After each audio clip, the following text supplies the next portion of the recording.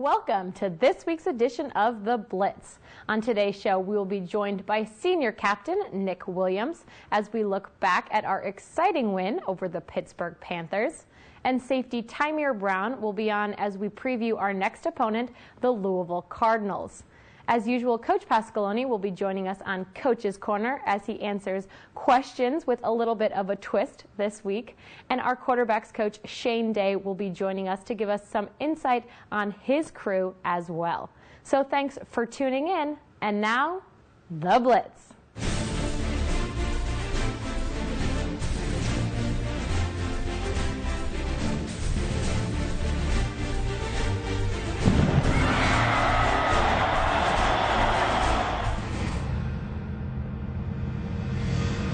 All right, now let's welcome to the show for Coach's Corner. Coach P, thanks for being here again today. Well, it's nice and exciting to be here. Well, we're happy to have you feel that way. Now, last game out, we faced Pittsburgh. Obviously, we've had the bye week in between, but such an exciting, a truly team win that we really needed. Can you talk about the fight that you saw in our guys? Well, I think our guys have come out every week and competed hard. What was pleasing about the Pitt game was the fact that the offense took the ball down on the first drive, first possession of the game, and got us 7 points, and we were able to put up 24 points going into the half. So, and the defense played very, very well, and it was just as you said, with special teams scoring a touchdown, just a total team win. Alrighty, and now this week, because we have just a couple games left in the season, we thought we'd do a fun little twist on our questions. We've got questions from student athletes around campus who want to know stuff about you, so if you're ready to go, we'll take them on. Very interesting. All right, let's see. How you doing, Coach? I'm Josimar from the men's soccer team. Just wondering, what football player do you think would be best on the soccer team? First off, men's soccer, congratulations on making it to the Sweet 16. We know you're going to do great in that tournament. Which player would do the best on the soccer team? Well, it'd probably have to be one of our kickers, so I would nominate two people. Chad Christian and Bobby Puglio would probably both be, I don't know if they could compete with you guys, because you guys run hard and you really play well. But I think from a kicking standpoint, they probably have the best legs. They probably have some soccer background in there, too. All right, let's take a look at the next question. Hey, Coach. My name's Billy Latta. I'm a junior. I play ice hockey.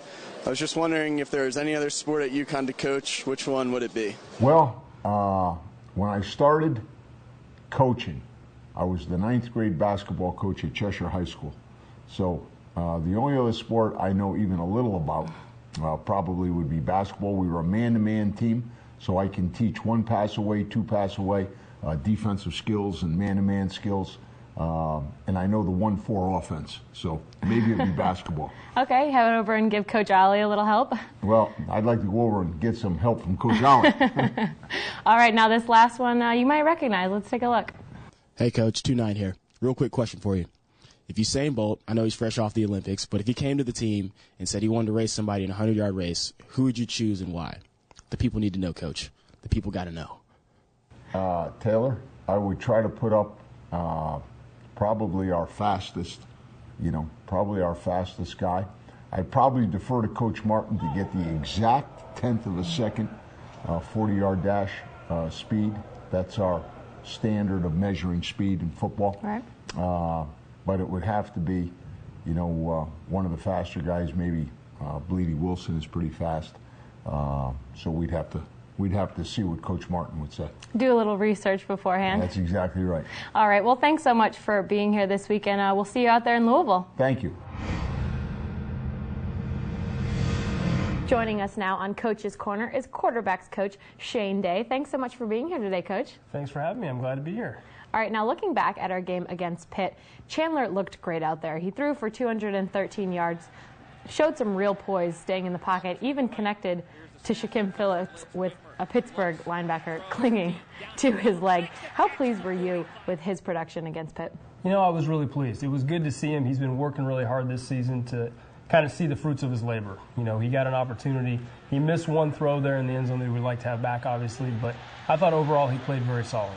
We've seen Chandler take a beating at times, and he just gets right back up there and plays the next play like it didn't even happen. Working with him on a daily basis on the field and in meetings, can you talk about what kind of quarterback he is that produces that on the field? Yeah, that's one of the first things that we look at in a quarterback is to see how tough he is and how he can handle that. And he's done a very good job, and he's just brought that. There's nothing really that we drill or work on to you either have toughness or you don't. And obviously he exhibits toughness on a daily basis. But he brings a lot. He prepares hard. He comes to meetings prepared. He works hard on his own. You know, with the NCAA, with the 20-hour rule, a lot's put on the quarterbacks to work on their own, to prepare for practice and prepare for meetings. And he does an excellent job. He's always ready when we step on the practice field. He knows what we're working on and what he has to do. So he does an excellent job in that area. And Nick Williams talked after the Pitt game about how we have so many different receivers out there that Chandler is connecting with. What is it about those receivers, their connection with Chandler, that makes such a diverse group possible? Well, I think it really goes back to the off-season training. You know, when they're by themselves in the summer and in the off-season in the spring, they're really working on getting that timing that you're talking about with each individual receiver. Because like you said, we have a lot of different receivers. You know, Jeremy and Shaq are a little bit bigger, longer striders. Nick's a little bit smaller strides, a little bit quicker, a little bit faster. So the quarterback really has to get a feel for all those dynamics and then be able to integrate it into his play. And I think they have done a good job, all the receivers and him getting on the same page in the off-season. All right, great. And now let's take a look a little bit closer at your entire group of quarterbacks. You've got Chandler, Casey, Johnny, Blaze, and Scott.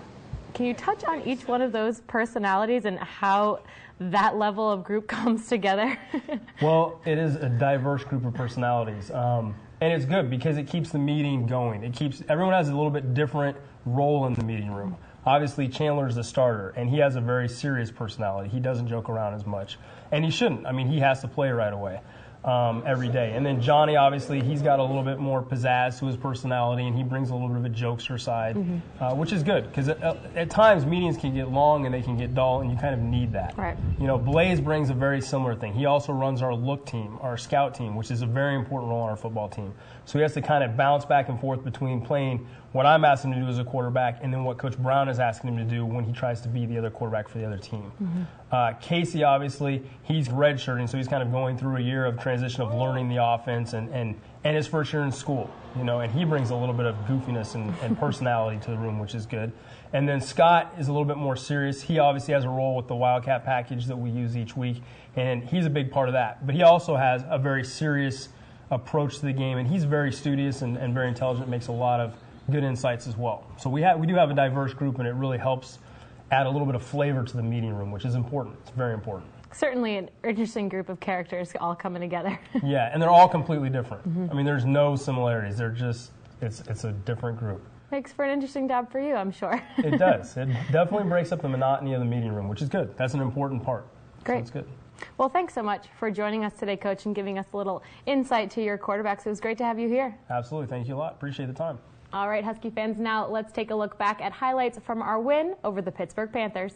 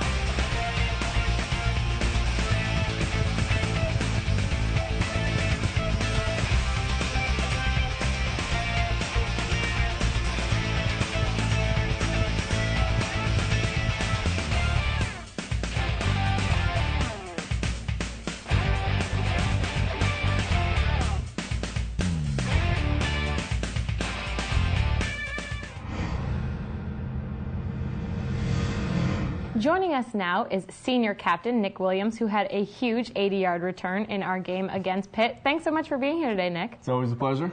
Now, you have been named as one of the 4 finalists for the Pop Warner Collegiate National Football Award for someone who's made an impact on the field as well as in the classroom, someone that Pop Warner kids can look up to.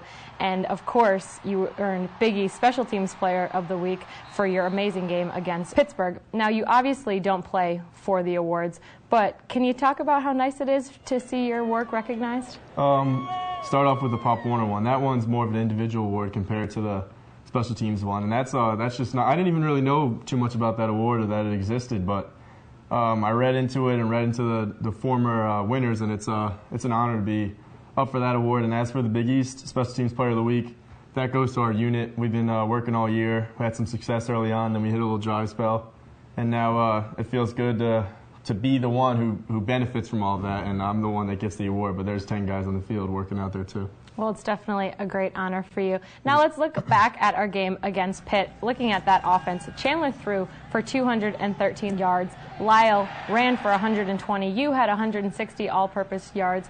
Griff had 84 receiving yards and a touchdown. The list just goes on and on and on. Can you talk about, after coming up short in the last few weeks, how good it felt for everything to kind of come together and put up 24 points in that first quarter? Yeah, it was really nice. It was, especially we were hitting on all cylinders and early on. We'd have liked to sustain that throughout the rest of the game, but it was nice to just come out there and execute in front of the home crowd and against Pittsburgh, who just came off a huge game against Notre Dame. So it felt good to have everyone firing at the same time. We were kind of up and down in the past. It was nice to be working together.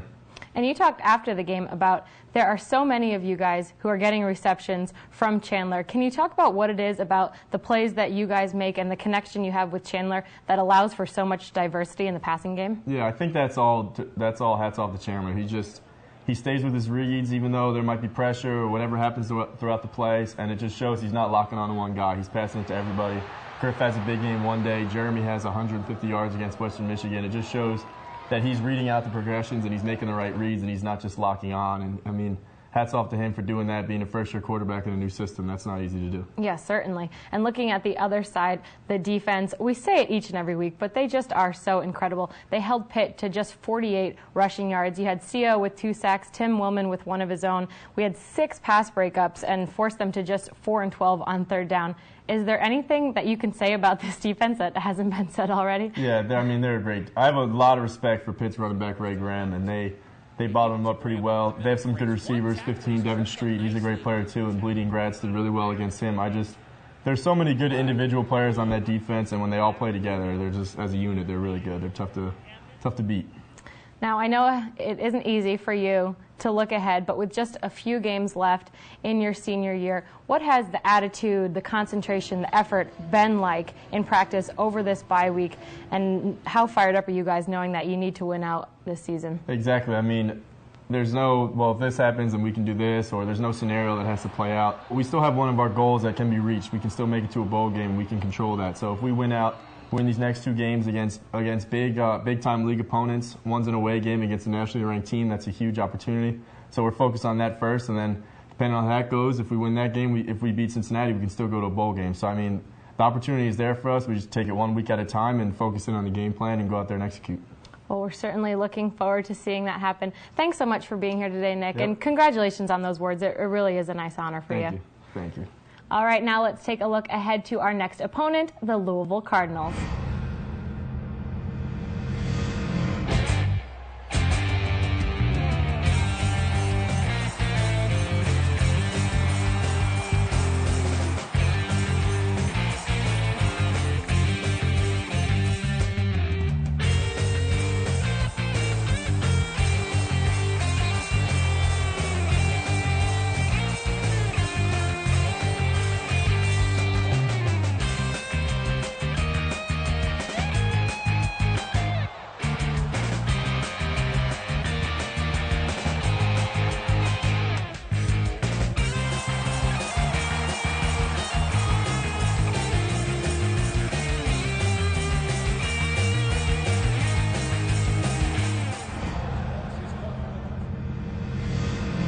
Now let's welcome to the show redshirt sophomore safety Ty-Meer Brown. Thanks so much for being here today, Ty-Meer. Oh, thanks for having me. Appreciate it. All right, well, next up we take on the Louisville Cardinals. They're coming off a bye week as well, but their last time out, they had their first loss of the season against Syracuse.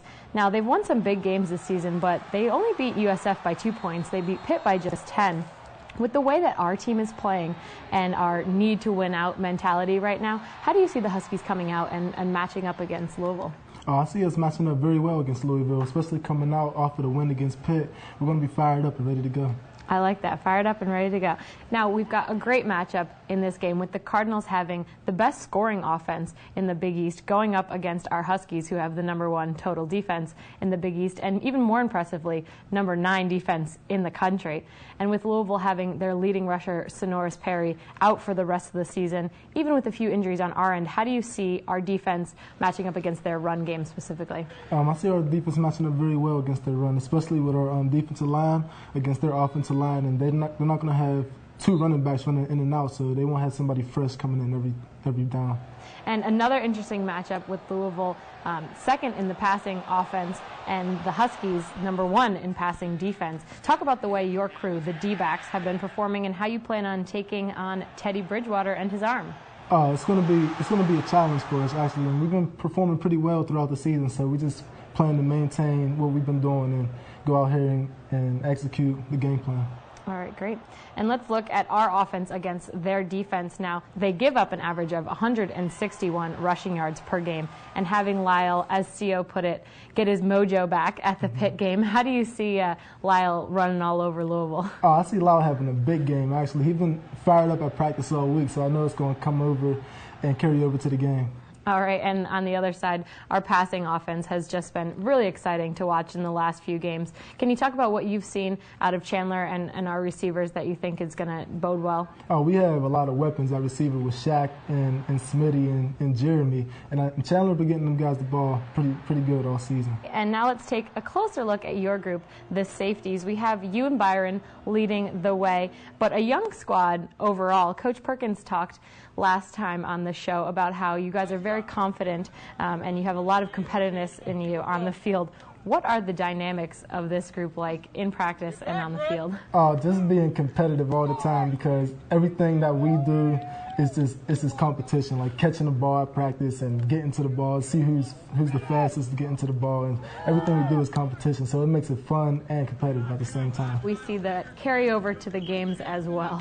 Oh yeah, it carries over big time, especially with the competition, and we bring it to the game. Well, thank you so much for being here today, Tamir. It was great to have you on, and we're really looking forward to seeing you guys finish off this season strong. Oh, thanks for having me. Really appreciated it. All right, Husky fans, UConn is taking on the Louisville Cardinals Saturday, November 24th. The game is at noon. You can catch it on SNY or listen on WTIC News Talk 1080. Thanks for tuning into the Blitz. For Huskies All Access, I'm Emily Noonan. We'll see you out there.